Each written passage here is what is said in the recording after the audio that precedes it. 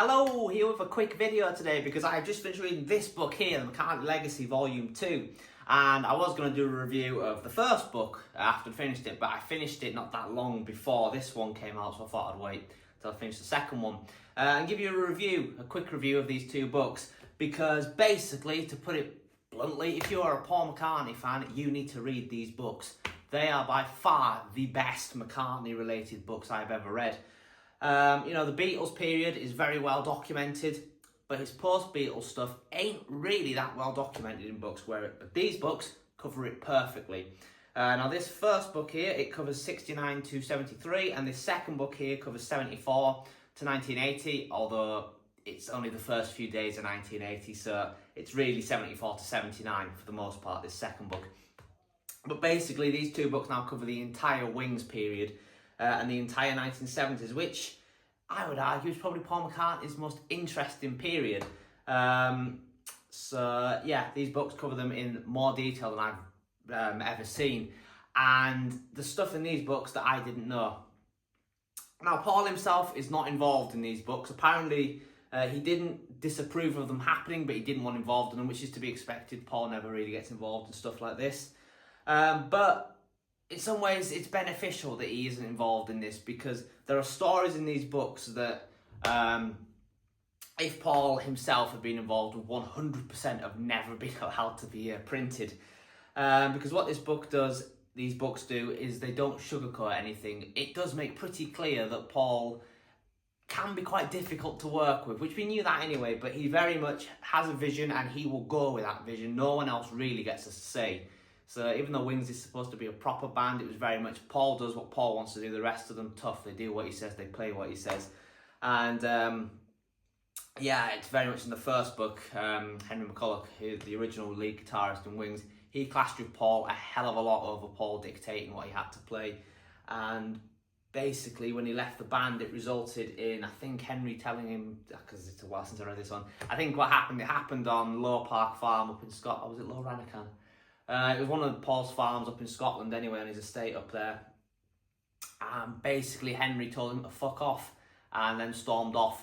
So I can't imagine it being that blunt in official books. And plus, I should say as well, so Paul isn't involved in these books, but he is represented through archive interviews, which in my opinion are more interesting, which it explains that in the book as well. It's sometimes better to use the source material from the time, what Paul was saying at the time, because obviously now, as time has passed, he has a tendency to, there's two ways of looking at it, either change history or misremember how things happened. We'll be polite here and say he misremembers how things happened, whereas at the time, it's all fresh in his mind. So Paul, you would think he's involved in these books, the amount of detail that comes from him in here, but he isn't. It's just all from archive interviews from the past.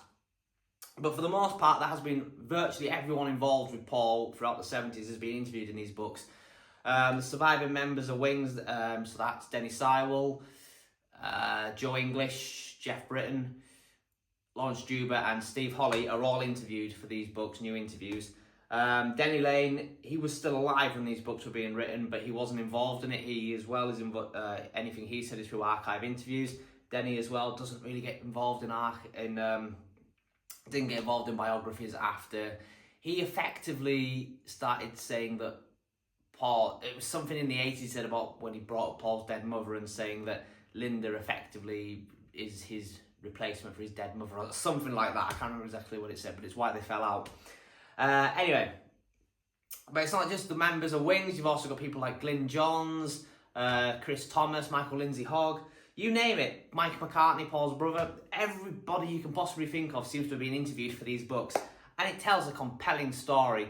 And like I say, it does tell stuff as well that you wouldn't get in an official Paul book. For example, early on, I think in the second book, when the Beatles split is all being finalised with the lawyers and stuff, there's a point when when they're all about to sign off on it, and then John backs out, and Paul is absolutely enraged by this. He's up on his farm in Kintyre when he hears this, and he is that enraged that he gets in his Land Rover and he drives all the way from his farm in Scotland down to the Wirral, which back then was probably about a 10-hour drive.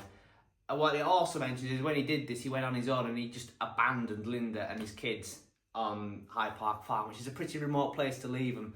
I can't imagine a story like that would be published in an official McCartney book. There is a Wings book coming out later this year, and part of me thinks that these books have sort of forced MPL into doing it. But across these books, it's about, give or take, it's getting about 1,500 pages across these two books. The official Wings book that's coming out later this year, which covers the entire Wings period, if I remember right, off the top of my head, it's like 500-600 pages long. So make of that what you will. I can safely say now, whatever this book is, what we're getting Wings related, and I am getting it, will not be as good as these two books.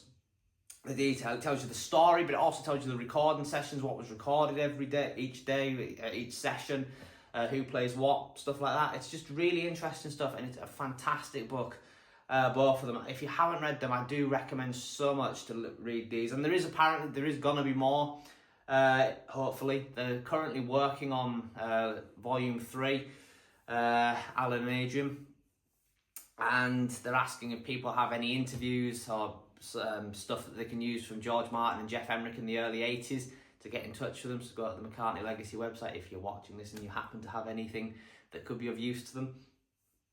But we don't know when the third book's coming. It still has to get approved by the publisher, but hopefully it will, because I think these books have been successful. But their plan is to do 5 books in total. I don't know how far forward it's going to come, because obviously most people involved in these books aren't involved with Paul anymore. And the further forward you go, the closer you get to people who are still involved with him. Now, the next book will obviously start with 1980. I should say, spoilers, this one ends with Paul being arrested in Japan. So yeah, it's very, very early 1980. But that's where the next book will pick up from, the fallout of Paul being arrested in Japan. So where it'll go up to, I don't know, but it was somewhere in the 80s, we will see. But where the books end, it was, I mean, maybe with I don't know if it'll end with Linda dying and if it'll go on after that into the Heather Mills era and stuff like that. But we just have to wait and see, I suppose. But overall, very good. Basically, these books, they are the Bible for us Paul McCartney fans. I'm rambling on here. So if you haven't read them, give them a read. I can't recommend them enough. You will not be disappointed. They are fantastic. And yeah, that's all I've got to say for now. So thank you very much for watching, and I will see you on a future video. Ta-da!